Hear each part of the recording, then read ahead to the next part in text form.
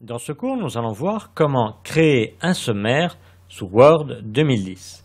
Alors pour cela, j'ai déjà créé ma page avec mon sommaire, j'ai déjà tapé mes titres et mon contenu et j'ai numéroté mes pages.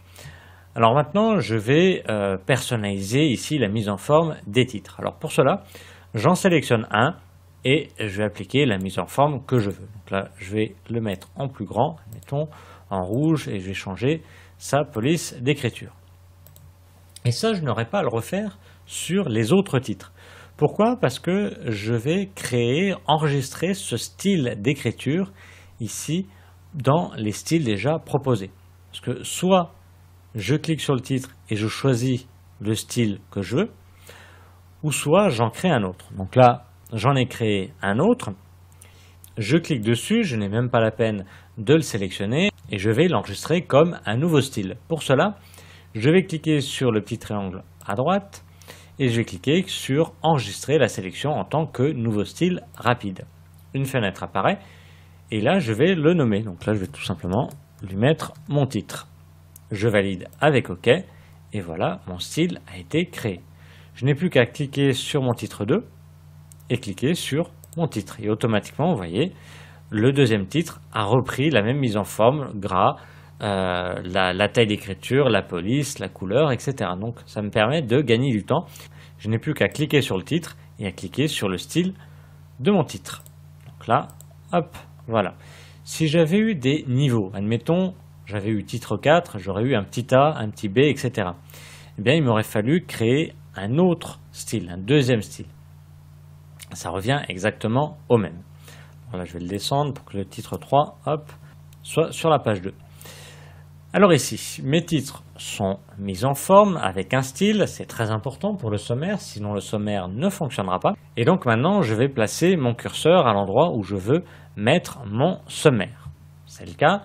Je vais ici dans l'onglet Références et à gauche, j'ai Table des matières. Je fais un clic dessus, un sous-menu apparaît et on propose déjà tableau manuel ou table automatique.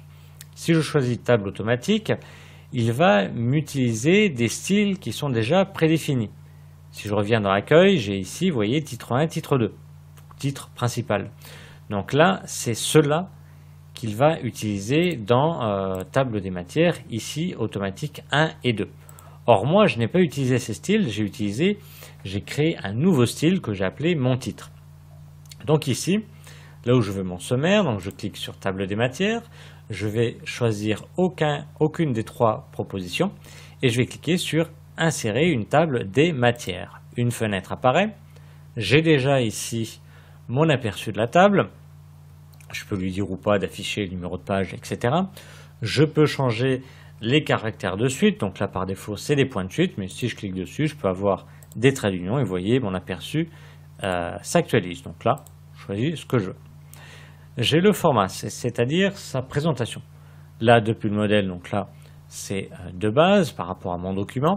Et si je clique dessus, j'ai différentes présentations. Ici, je peux choisir, soigner, etc. Donc là, je vais laisser depuis le modèle. Et je peux lui dire d'afficher les niveaux que je veux. C'est-à-dire que dans mon cas, j'ai qu'un niveau. C'est-à-dire que j'ai un grand 1, un grand 2, etc. Mais si j'avais un grand 1, un petit A, un petit 1, etc. Donc 3 sous-niveaux, admettons, il était important de mettre 3. Et si j'avais eu 4 niveaux, par exemple chapitre 1, grand A, petit 1, petit A, admettons, donc là ça fait assez lourd, eh bien je devrais mettre ici 4 niveaux pour le faire apparaître dans le sommaire. Donc là après je choisis ou pas d'ailleurs de le faire apparaître ou non. Et après je vais aller dans options. Ça c'est très important parce qu'on n'utilise pas ici les styles prédéfinis. On n'a pas utilisé les styles prédéfinis, on en a créé un nouveau. Donc on va y cliquer sur options, une fenêtre apparaît. Et ici on voit, si on fait défiler avec l'ascenseur de droite, eh bien on s'aperçoit qu'il va utiliser les styles d'écriture titre 1, titre 2, titre 3. Donc là, c'est pas ça qu'on a utilisé nous, donc on va effacer les numéros qui sont juste à droite. Et on va aller utiliser donc notre style d'écriture qui est par ordre alphabétique. Ici, on voit mon titre. Donc ici, on clique dans la case juste à droite et on va mettre 1.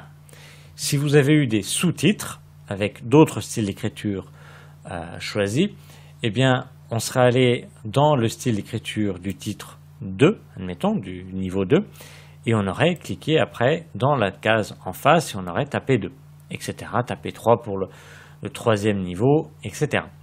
Moi, comme j'ai qu'un niveau, je laisse juste un sur mon style unique.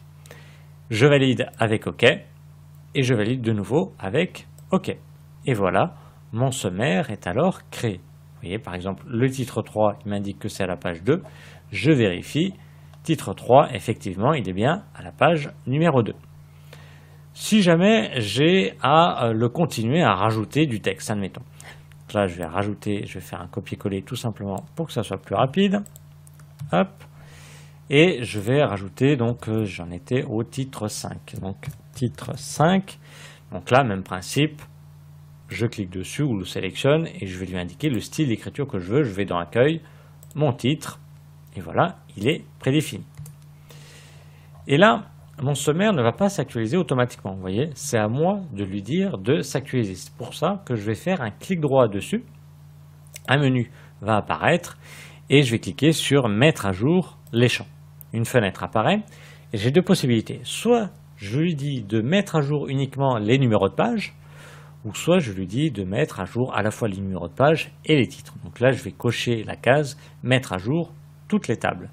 Et je valide avec OK. Et vous voyez, il m'a bien rajouté mon titre 5. Donc ça marche bien évidemment avec les niveaux 1, niveau 2, etc. Il n'y a pas de souci. Vous voyez, après, les niveaux 1, ça c'est le niveau 1. Si on fait un niveau 2, admettons, j'appuie sur tabulation, et là j'aurai un grand A et puis mon sous-titre, etc. Donc là, j'aurai choisi un nouveau style ici d'écriture, admettons. Hop, je vais plutôt le mettre en bleu. Et puis ici, je vais créer un nouveau style. Et ça, c'est le même principe qu'on a vu précédemment. Et donc, on peut après personnaliser ici le sommaire, la mise en page du sommaire. Donc, tout simplement en sélectionnant le texte que l'on veut. Et après, on peut le mettre en gras, en plus gros, etc. Donc voilà, nous avons vu comment créer et personnaliser un sommaire sous Word 2010.